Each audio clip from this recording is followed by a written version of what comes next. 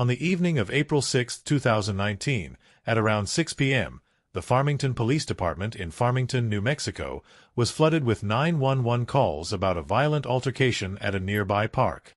911, what's your emergency? The dispatcher asked. There's someone lying out here. I don't know if they're breathing, came a frantic voice. The ambulance and police are on the way, the dispatcher assured.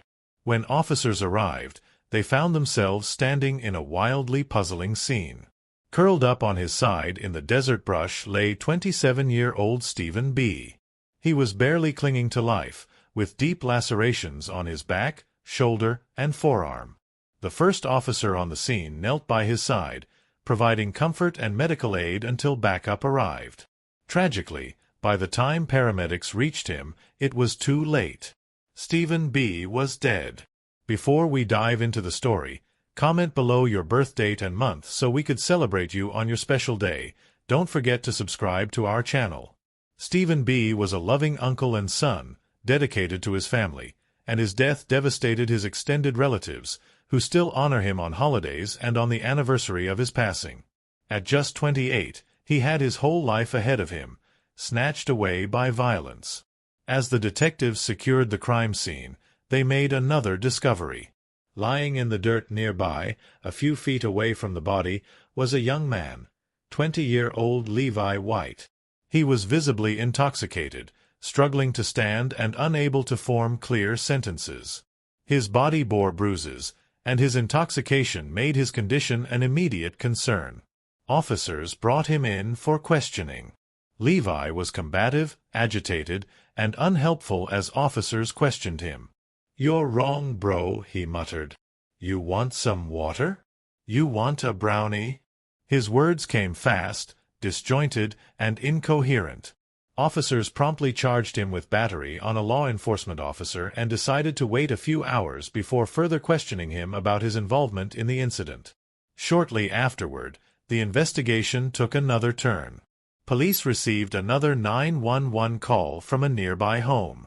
911, what is the address of the emergency? One of my stepsons came home saying that he stabbed someone, the voice on the other end explained. I don't know what's happening, but he's here now. The dispatcher assured the caller that officers would respond quickly. Soon enough, officers surrounded the house, finding a 17-year-old named Trustin B. Trustin had come home visibly shaken, intoxicated, and was claiming that he had been involved in the stabbing at the park. Trustin was taken into custody without incident, though it was clear to officers that he was extremely intoxicated. The interrogation that followed proved chaotic. Trustin was aggressive, yelling, and deflecting as much as possible. "Quit trying to act crazy, man. Quit trying to act all gangster. You know what you did," officers told him. Despite their calm demeanor, Trustin continued to act erratically. "Sorry about lying. Can I get a blanket? I want to go to sleep. I'm tired," he said at one point, making it clear he was desperate to avoid the heat of the situation. The officers knew better, though. Trustin did everything he could to provoke responses, yelling and throwing fits in an attempt to manipulate the situation. His words came in bursts. "I got to take a piss, man. What if I F in here? Oh, y'all wouldn't like that." His attempts to act tough only made the situation worse, and the detectives remained focused on the investigation. Meanwhile, in another room, Trustin's father was being interviewed. His father's voice was strained, his words heavy with anger and disappointment. "I gave you food. I gave you clothing. I gave you everything, and this is how you repay me," his father said through exhaustion. "You tried Trevor, and I told you to stay sober."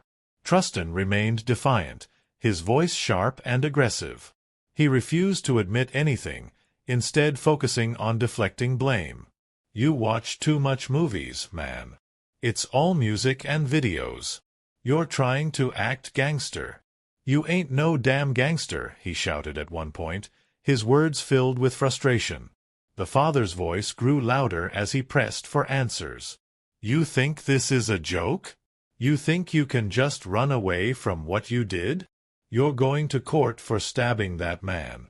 The father's words were clear, painful, and direct. Trustin's bravado faltered slightly, but he refused to fully comply. "I'm not yelling at you, I just raised my voice," he retorted, further frustrated by the situation. "I've got to go talk to your mom about this." "See if that's true," his father said.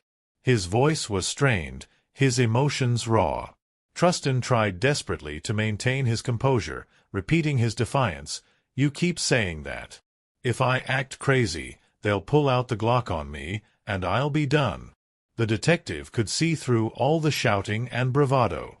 Trustin was acting out, desperate to avoid facing the consequences. Yet his father's disappointment and the investigation were unearthing far more than his words could cover. The tension was palpable. The investigation had just begun, and Trustin's father, law enforcement, and officers alike knew that the answers they sought would come with patience and persistence. With every lie, every act, and every deflection, Trustin was inching closer to the truth. But for now, the answers lay buried beneath his denial and attempts at bravado. The story has only begun. He was speaking quickly, his voice edged with frustration as if he were about to explode. "I don't like that. That's why I'm ready to meet my maker, because all I'm feeling is hate from everybody. My mom, you, and everybody. I just keep telling you I don't hate you, man. You're the one that keeps saying that to yourself. Nobody hates you. We're here for you, man. We try to help you." His voice cracked, and he stopped for a moment to gather himself before continuing. "Why are you helping me now, everybody? Because you guys think I did that crap, but it ain't really me. But so then, man, well, like I said, go figure it out. They'll find out who really did it." The other voice came back in low, almost uncertain. "Yeah, exactly. If you're telling me the truth, they'll find out." He nodded, his breathing uneven. "Yeah, exactly. We ain't going to be here to help you. Let him go like he did with my mom." His voice lowered further. "If I didn't give a __ about you when your mom lost you to the state when you guys went to foster care, who fought for you all that time? Who got you back into their custody? I did. I was there for you when you were sick. I was there for you when you got in trouble in school. I was there for you when you were getting picked on. I didn't ask to be born. I was just here because someone was horny one night." The other voice didn't respond immediately. His words hung in the air for a moment before he added, "What's wrong with you, man?" "A lot of things. I'm a lunatic. I'm just ready to meet my maker. I never asked for none of this. So what do you want me here for? Just to piss me off, or what?" "I guess so." His voice grew louder. "You can leave right now. There you go. I get wild with the cops and everything. I let them put 2 domes in my head, huh? I said I'm ready. You can go. I'll get wild. I'll let them put 2 domes to my head." The other voice, uneasy, tried to make sense of it. "You know what they'll do when you get wild, right?" He looked at him with fire in his eyes. "They'll put a suit on you so you can't even move. They'll put a mask on you, and you can't even spit. That's going to be me. We're in the 7th world right now anyway. Quit trying to ask crazy man stuff. Quit trying to act all gangster. You know what you did, right?" "I didn't do nothing," he retorted, his voice rising. "All I did was walk around with Trevor. Then I was on my bike. Trevor was over there. What up, cars, what up, everything. That guy's doing gang signs. Trevor's like, what? What? I was like, are you sure, Trevor? That's why crew. How do you claim yourself as a Crip just because you wear a blue bandana? It doesn't make you one." He tried to calm himself but didn't stop. "Don't call me cuz, man. I'm your dad, even though he's not actually a __." Trustin has had several run-ins with law enforcement for drug use. After nearly half an hour of talking with his father, he made it clear what he wanted from him. We were playing ball, right? Who were you playing ball with? He asked. Oh, it was me, this guy named Cornelius, and these other two cats I met. We were just playing ball. Then this other guy named Levi White came up to us. He was like, I'm Levi White, what's up? I was like, yeah, I know you. You're talking all that crap over Facebook all this time, so what's up?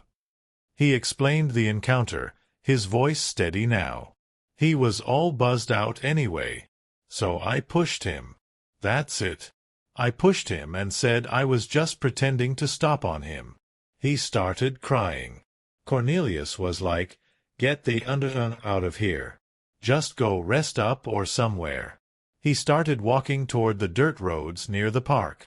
He paused, his voice sinking into quiet. I still remember everything. He was on the phone for a while, all passed out and everything. Then he started throwing gang signs and causing trouble while we were still playing basketball. I didn't want to take any crap. This guy was coming at us. I made a mistake by having that blowdown right in my pocket. He was telling me, what's up? So I pulled it out. His breathing quickened again. That's when Trevor got on. He was like, let me see that. I got you, I got you. I was just right there. Then he started pulling out the rock and everything. He laid his ass out. When the video ended, I didn't want to take any more video because that's when he dug into my bag and brought out the knife. I said, oh. After that, we left. His voice was heavy. That's why I said this is Trevor. You need to tell these detectives the whole truth. Don't lie about nothing. The Bible says the truth will set you free. All they're going to do is keep me here if you lie. He continued, it's Trevor. I don't know his last name, just Trevor. Trevor's last name should be easy to remember because it matches Trustin's and Stephen's. B, by the way, comes from the Navajo word ba, meaning their son. It's a common name. When law enforcement initially brought Trevor in for questioning, they brought in the wrong Trevor B. He recounted the investigation. I looked inside that thing. There were some blankets in the back seat. I didn't see anything else. Then I remember this one moment. There was a detective questioning Trevor at the station. The detective said, "Are you Trevor? Are you willing to come down to the station and talk with us for just a little bit?" Trevor nodded nervously. "Yes, sir." The detective continued with his questioning, focusing on details over several sessions. The footage from these interrogations was analyzed. Trevor's story was pieced together through inconsistent recollections. At the time of the stabbing, there were several people milling around the outskirts of the park and nearby yards, he recalled. I see my friend Aureus playing basketball with his friend. We played ball for a while. Then Levi was really drunk by then. He was staggering. Trevor tried to piece it all together. Levi was talking all that crap online, and then he started squirming with buzzed energy. That's when he started having a confrontation with someone. It escalated. I saw everything. He closed his eyes momentarily, recalling the chaos that had unfolded. His words were pieced together in fragments, his thoughts pulled between confusion, loyalty, and regret. The story would have to be sorted out by the detectives, witnesses, and time. But for now, the fragments painted a harrowing, tangled web of miscommunication, bad choices, and turmoil. And me, like I said, we've talked to a lot of people, and they kind of give us what happened, yeah? And I've been doing this for a while now, and it seems like you're skipping by a lot of stuff that they saw, you know what I'm saying? They all saw the same thing. The problem is, you're not relaying that same thing to me now. People saw physical contact between you and Levi. Tell me about that. They were just like Levi. Yeah, I'm Levi. What's up, Dan? And then all that. Okay, I need to know all that. That's the most important thing. Well, words, what you saw.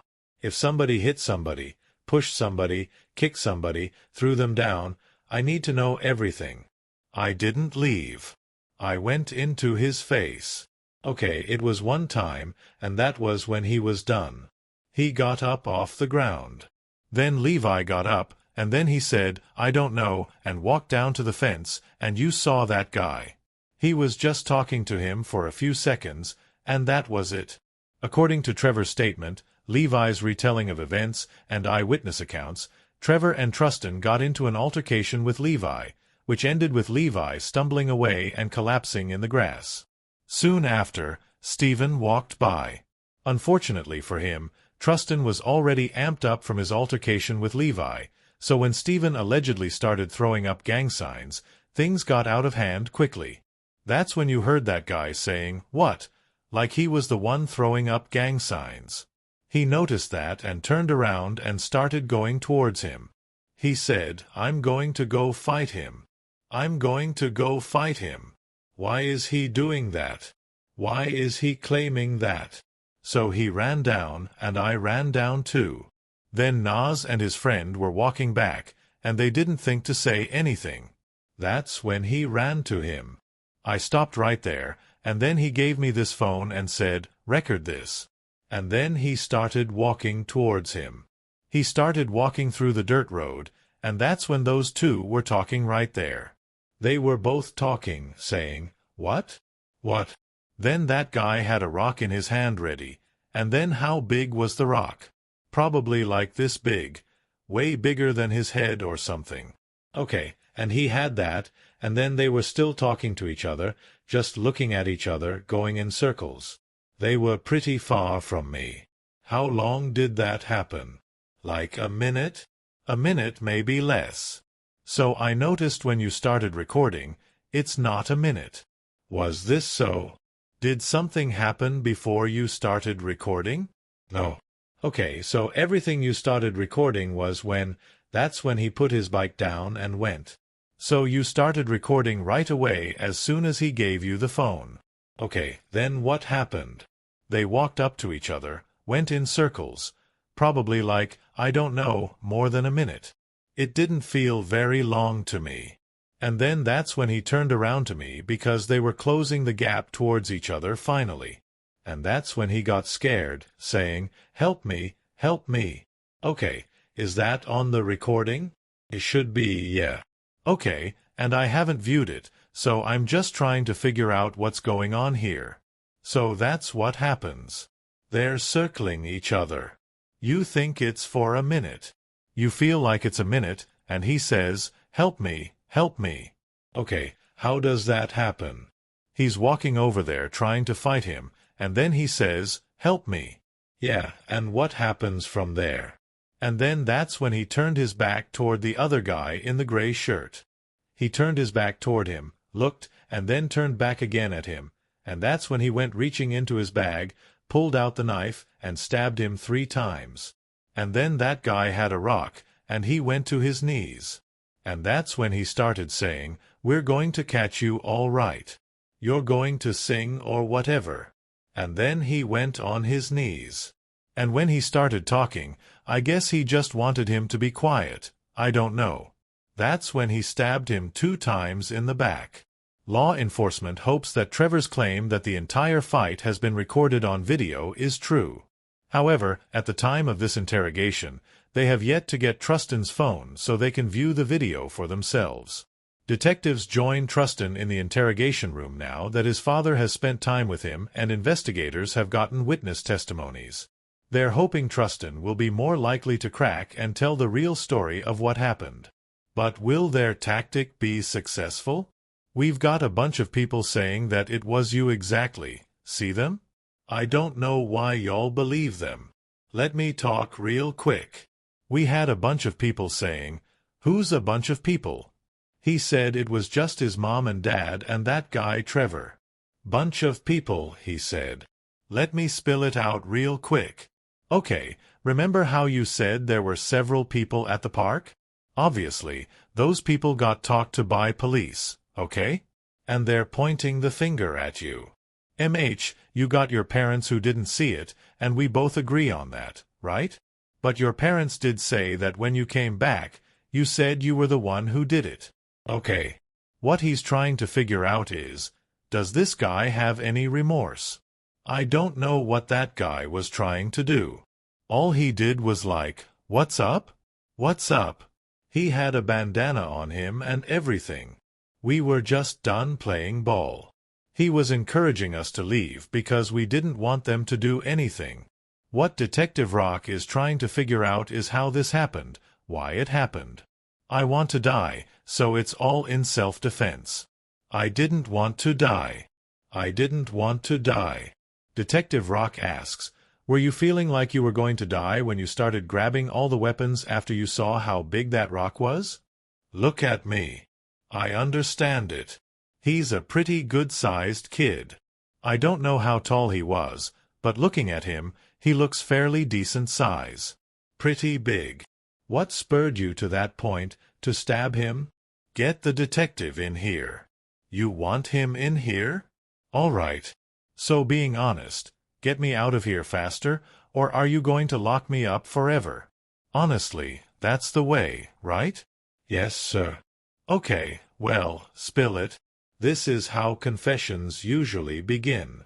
Perpetrators of violent crimes will often claim self-defense when they're cornered into admitting that they've committed a crime, with the crime itself on camera and multiple people confirming it was them who stabbed Stephen.